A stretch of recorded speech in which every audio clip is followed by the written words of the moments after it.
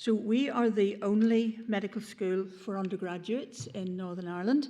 You may know Northern Ireland's about a fifth the size of Scotland, a population of about 2 million. And Queen's itself is in Belfast, which is just here. About 500,000–600,000 people live in Belfast. But the medical school itself is a mere youngster compared to Edinburgh. It was 1835 that it was formed. The building, I wish I had a beautiful picture, as you had in Dundee, but this is where the medical school is. It's in the medical biology building. All the labs and things are on the bottom 3 floors of this building. Clinical skills and simulation is over here. Case-based learning is here. All words I'll come to in a moment. The medical school offices and all our tutorial rooms are in a building in behind. But that comment about coming to see a place is well worth even doing it virtually, I think, is a way a lot of our youngsters have to do it at the moment, so that they can see a place that they're going to live for 5 years. Remember, though, when you're in the medical school, you have all of the other facilities that are in this university. So that's our library, the student union, the research facilities. And we're actually known now as a place for elite athletes. I'm going to dwell on this a little bit. It's a list of competencies or skills that you probably see in different formats on different websites, whether it's Medical School Council, the BMA, or the GMC. And majority of these are actually traits that you are already developing within yourselves. Okay, and the one thing a medical school will do is turn you out to be clinically competent as that F1 doctor. And you heard already that that is our aim, no matter which university you go to. We each were talking about our backgrounds, so I was the first in my family to go to university, never mind medical school. I went on to train as an obstetrician and gynecologist, so it's a specialty with a great mix of medicine and surgery. I think I'm the only one on the panel maybe with some surgical background. And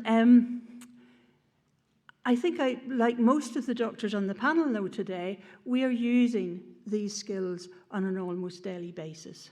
Okay, so when I'm in clinic talking to a mum about her pregnancy, hopefully I'm communicating reasonably well, empathizing from seeing things from her side of the view, and often actually it's involving ethical dilemmas. I enjoy being a lifelong learner, okay?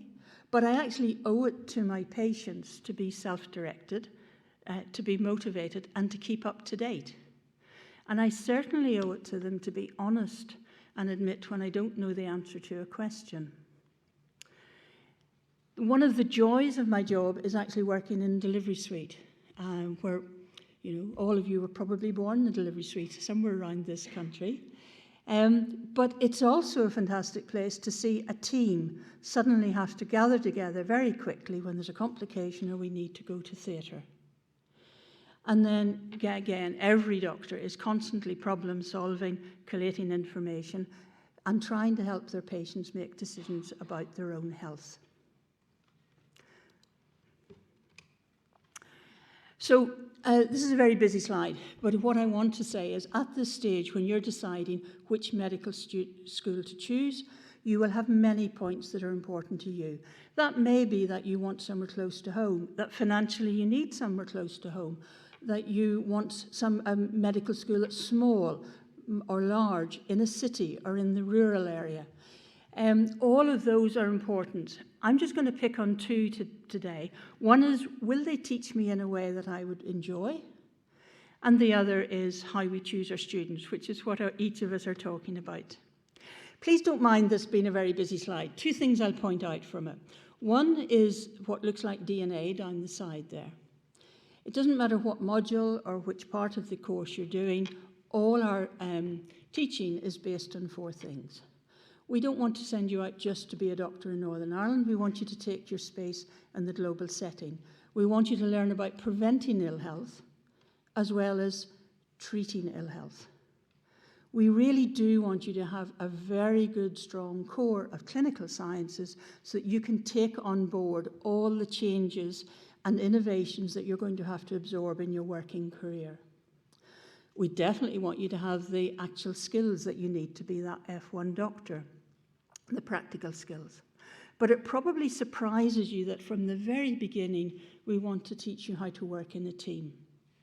A lot of the time when you read your newspapers, something's gone wrong in the NHS, it's because a team did not work well together. The other thing I want to point out are the brown lines that run through here.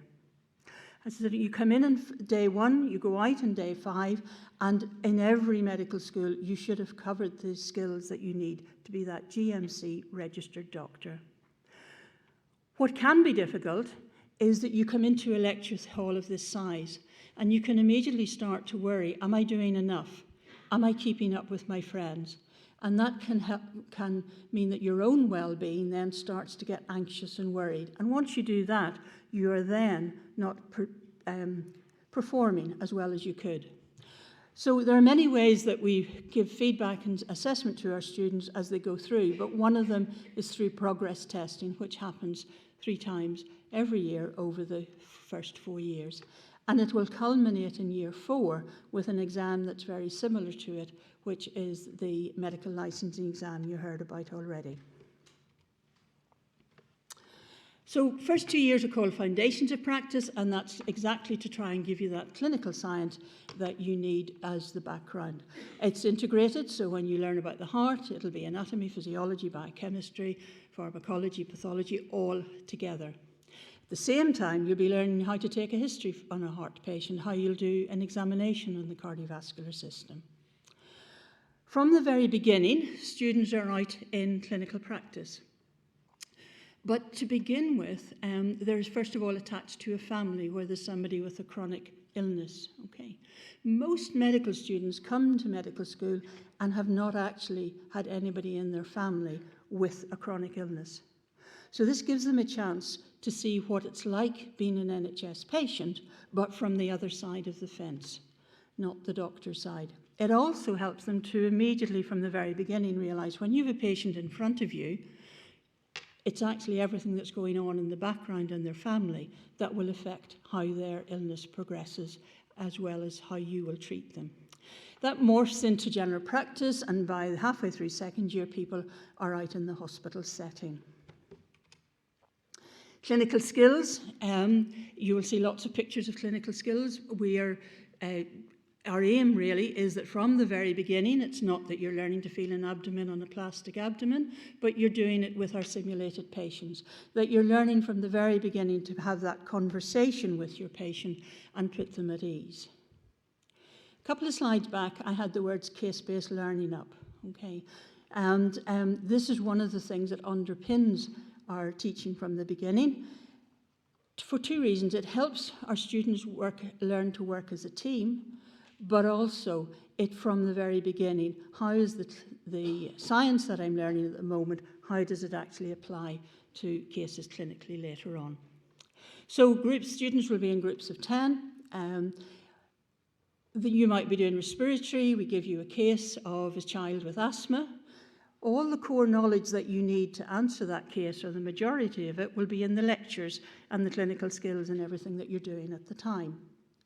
But what you're doing here is learning that if you divvy out the work between each of you, and each of you does a small bit, how suddenly you'll come up with a very comprehensive answer to the case. But what you're also learning, how to run a meeting, how to be the chair, how to be the secretary, and how to be a good team worker. Third and fourth is where you're immersed in practice, so you're out in hospitals all the time around Northern Ireland, and you float in and out of the same general practice all through those 2 years, so that by the end of fourth year, students are actually able to see patients independently in their general practice, and then make sure that the GP has seen and signed off. These are the hospitals around Northern Ireland that you wouldn't be familiar with. The furthest one away would be just about an hour and a half. But when our students are out in those, all their core lectures are online. We've had this long before COVID. It means that your core knowledge is there when you need it. At the time of year you need it, you can go back for revision, and they're proper lectures with films. They're not of teachers. It's not just sitting with the PDF slides. Our clinical skills at this stage turns back to being what we call interprofessional. So this is the unit, and just taking the simplest of pictures there, paediatric nurses, paediatric medical students working together to look after a sick child who happens to be choking. The same area is very much all about a much more immersive simulation. So you might be learning in your emergency attachment, to treat somebody at a roadside. And the pictures, instead of it being a helicopter, would actually be of crashed cars on the side, the crowd gathering on the side, the smell of burnt rubber, maybe even petrol. Everything that makes that simulation more realistic. I said you do your written paper at the end of 4th year. It leads straight into an elective, which you can do medicine wherever you want, in whatever format you want, and then the rest of 5th year is about preparing you for practice, ending with an assistantship where you're actually working with and following foundation doctors. The aim is to make it seamless from that being a student to being a doctor. So before I go on to just how we choose our students, there's many of you in the audience would be worried that medicine is not for you, perhaps because of a learning need or a physical disability or an illness. It's already been broached on by the first speaker. I'd encourage you to read this document by the GMC, Welcomed and Valued, but I'd also encourage all of you to just talk to the medical schools that you're applying to make sure you get the reassurance of the support you would get on that degree. Okay, so then just very quickly, how do we choose our students? Well, we have 236 home places, that's home fees, which people from Scotland will be applying for, but we're very different to the schools in Scotland in that we have no quotas for whether you're from Northern Ireland or Great Britain, whether you're a school leaver or graduate. Okay, it's entirely open in that way. So the selection, therefore, is very simple.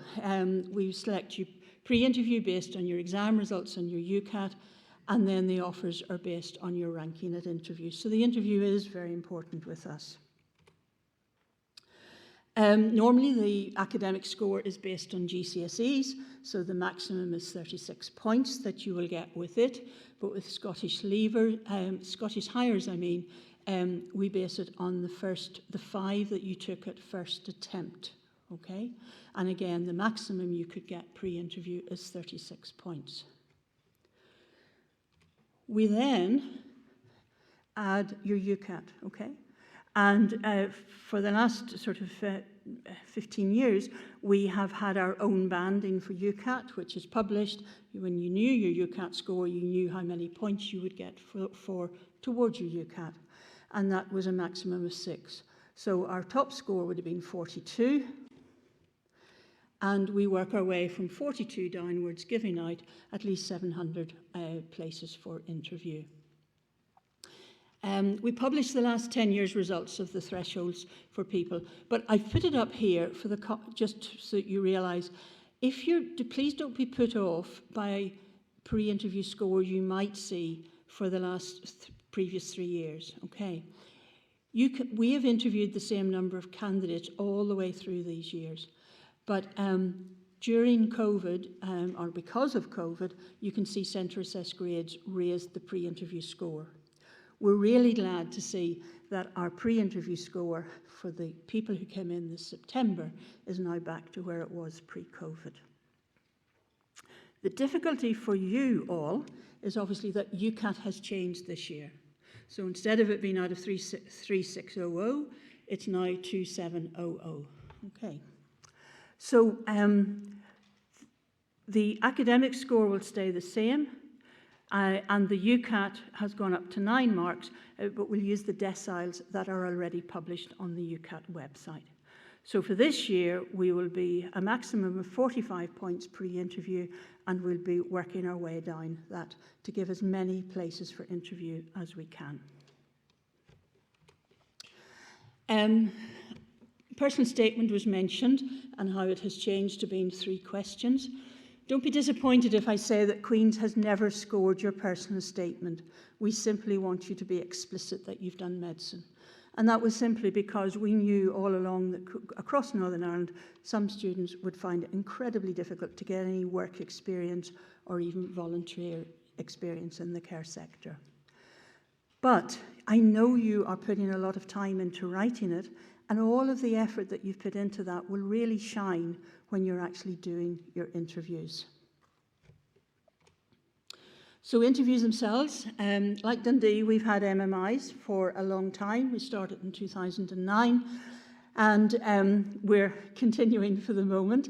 But the 4 things that we're looking for are your moral reasoning, your communication, your empathy, and your problem-solving skills. And all of that is published again on the website. The interviews are face-to-face when you're applying for home fees, and you have 9 stations. Okay, so 9 different interviewers will get a chance to assess you. Or turn it the other way around, you will have 9 different opportunities to show yourselves at different stations. There's 1 minute to read before you go in. There's 5 minutes in the station. Half the stations are direct questions, but half have role players where you're actually running through a scenario. So once you come for interview, everybody is on an even playing field. It doesn't matter if you were 42 points or 32 points last year. You had the same opportunity at interview.